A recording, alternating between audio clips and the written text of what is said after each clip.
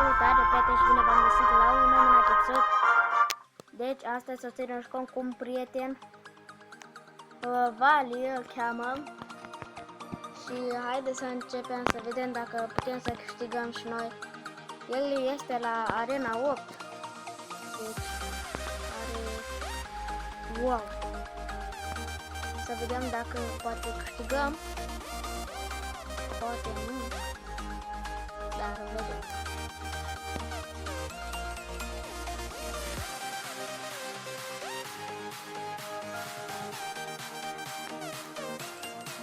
Deci el este la Arena 8, fraților, uitați ce are.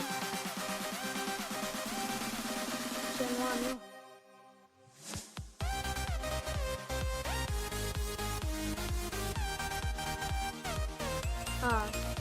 Nu-i nimic, fraților.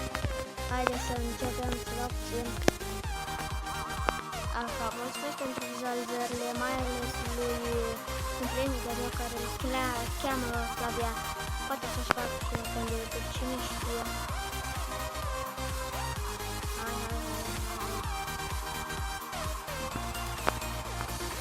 Bum! Hai!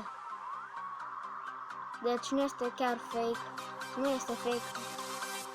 Nu mă lasă să câștig.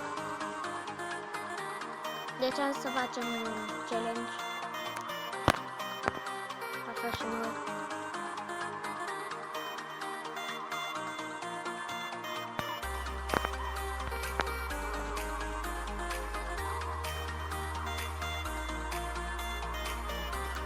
Bun, l-am doborât, fraților.